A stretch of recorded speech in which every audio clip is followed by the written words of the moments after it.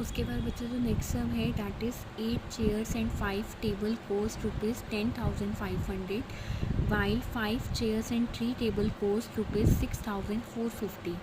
Okay, the cost of each chair, तो आपने coast of each chair की निकालनी है।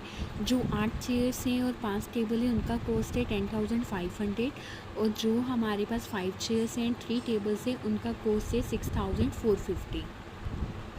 तो हम बेटा जो चेयर्स है उसे x मान लेते हैं, ठीक है, और जो टेबल्स है उन्हें y मान लेते हैं।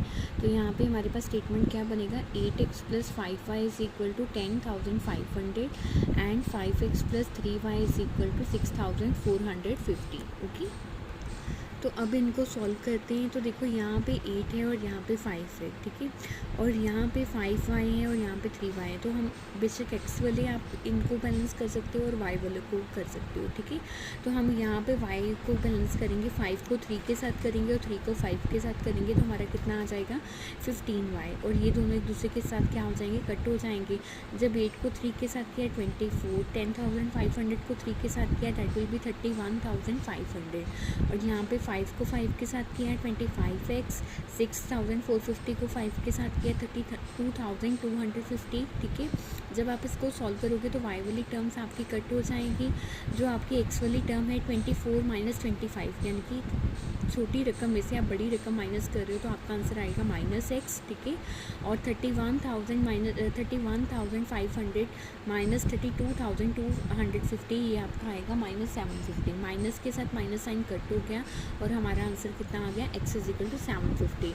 तो इसका जो ऑप्शन आएगा that is the option number A. Okay, उसके बाद है बच्चा 7th question, if cos θ + cos square θ = 1। कहते हैं अगर cos θ + cos स्क्वायर θ क्या है, 1 के इक्वल है। The value of sin square θ plus यहाँ पे है sin 4θ की जो वैल्यू होगी sin स्क्वायर θ प्लस sin 4θ की वो कितनी होगी। तो देखो cos θ + cos स्क्वायर θ किसके इक्वल है, 1 के, तो हम इसे लिख सकते हैं cos θ = 1 - cos स्क्वायर θ। तो हमारी आइडेंटिटी क्या बोलती है, 1 - cos स्क्वायर θ किसके इक्वल होता है, sin स्क्वायर θ के, ठीक है। तो यहाँ पे देखो sin स्क्वायर θ की जगह पे आप सिंपली क्या लिख सकते हो, cos θ, और sin की पावर अगर 4 है तो आप cos की पावर को क्या कर दोगे, डबल कर दोगे, यानी कि अगर यहाँ पे cos θ था तो यहाँ पे जब आप लिखोगे वो आप क्या लिखोगे, cos स्क्वायर θ लिखोगे, ठीक है। तो उन्होंने पूछा क्या था, कहते अगर cos θ + cos स्क्वायर θ 1 के इक्वल है तो sin स्क्वायर θ प्लस sin 4θ किसके इक्वल होंगे, ठीक है। तो वो भी ऑब्वियस है क्योंकि अगर जब हमने इसको कन्वर्ट किया है sin square θ plus sin 4 sin की पावर 4θ को कन्वर्ट किया है तो हमारा क्या बना है, cos θ + cos स्क्वायर θ, और इसकी वैल्यू हमें क्या दी हुई है, 1 दी हुई है। तो हमारा ऑप्शन क्या आएगा, सी ऑप्शन आएगा। ओके, उसके बाद हमारा 8th क्वेश्चन है द डेसिमल रिप्रेजेंटेशन। इसकी डेसिमल रिप्रेजेंटेशन जो होगी वो कौन सी होगी, टर्मिनेटिंग होगी, नॉन टर्मिनेटिंग होगी, नॉन टर्मिनेटिंग रिपीटिंग होगी या नॉन रिपीटिंग होगी, ठीक है। तो देखो ये क्या होगी, टर्मिनेट होंगी। हमें कैसे पता लगा टर्मिनेट है, क्योंकि इसके जो डिनोमिनेटर में ऑलरेडी हमारे पास क्या है, 2 है और 5 है, तो ये हमारे पास क्या होगी, टर्मिनेट होगी, ठीक है। तो इसका ऑप्शन जो आ जाएगा वो हमारे पास क्या आ जाएगा, टर्मिनेटिंग आ जाएगा। उसके बाद बच्चा जो 9th सम है उसका क्वेश्चन है द एलसीएम ऑफ 2 की पावर 3 एंड 3 की पावर 2 एंड द 2 की पावर 2 एंड 3 का पावर 3 इस, इसका एलसीएम क्या होगा। तो ठीक है, तो जब भी हमें ऐसा सम आ जाए तो हमें जो भी डिजिट दिए हैं हमने उनकी मैक्सिमम पावर लेनी है। तो 2 की मैक्सिमम पावर एक तरफ 3 है और एक तरफ 2 है, तो इन दोनों में से हाईएस्ट कौन सी है, 3। तो हमारा क्या आएगा, 2 की पावर 3, और सिमिलरली 3 की पावर भी कितनी आएगी, 3 आएगी। तो हमारा ऑप्शन यहाँ पे आएगा ऑप्शन नंबर सी।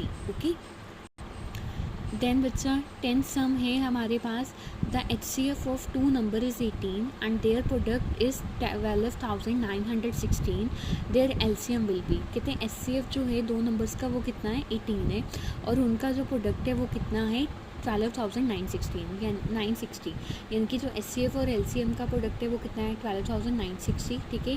हमने LCM निकालना है, HCF हमें 18 दिया है, ठीक है। तो जब आप 12,916 को 18 के साथ करोगे योर आंसर विल बी 720, ठीक है। तो आपका यहाँ पे ऑप्शन सी आएगा। ओके, उसके बाद जो 11th सम है उन्होंने बोला in the given figure DE parallel to BC।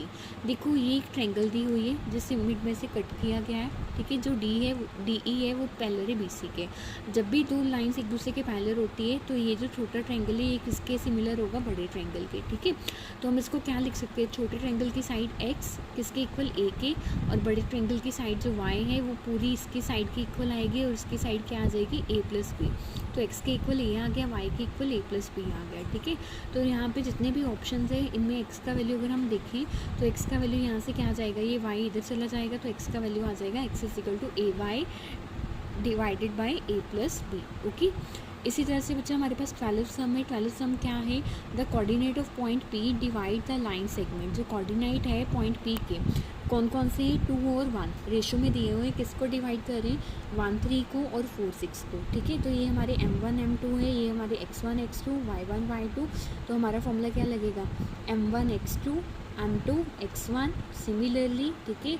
उसके बाद हम क्या लगाएंगे, m2 y2 and m1 y2 m2 y1, ठीक है। और नीचे क्या आ जाएगा, m1 plus m2। m1 plus m2 क्या आएगा, 2 प्लस 1 कितना होता है, 3 होता है। तो सबसे पहले 2 को 4 के साथ किया, कितना है 8, और 1 को 1 के साथ किया 1। 8 प्लस 1 कितना आ गया, 9/3। 9/3 कितना होता है, 3 होता है। सिमिलरली जो हमारा ये है, 2 को हम करेंगे 6 के साथ, 2 6 का 12, और 1 को करेंगे 3 के साथ। 12 प्लस 3 कितना होता है, 15 होता है। 15 प्लस 3 कितना आएगा, 5 आएगा। तो हमारा आंसर कितना आ जाएगा, 3 और 5 आ जाएगा, ठीक है। तो 12 का आएगा हमारे पास डी पार्ट। और सिमिलरली जो बेटा हमारे पास 13 क्वेश्चन है, that is the prime factorization of किसकी, 3825 की, ठीक है। तो इसकी हमने कैसे करनी है, सिंपल इसका एलसीएम ले लो, ठीक है। जब आप लोगे तो एलसीएम लेने से पहले आप सबसे पहले अपने ऑप्शन चेक कर सकते हो। देखो 3 हर एक में रिपीट हो रहा है, ठीक है, और 5 भी हो रहा है, यानी कि आप लोअर टेबल से स्टार्ट करो, 3 से स्टार्ट करोगे, ठीक है। तो 3 के टेबल पे पहले गया 1275 पे, देन अगेन ये 5 के टेबल पे, फिर 5 के टेबल पे, ठीक है। देन हमारा कितना आ गया 17। तो डायरेक्टली ये पता चल गया हमें कि ये अब 17 पे जाएगा। तो हमारा यहाँ पे ऑप्शन क्या बना, 3 का स्क्वायर, 5 का स्क्वायर और 17। तो हमारा ऑप्शन आएगा ऑप्शन नंबर सी, ओके।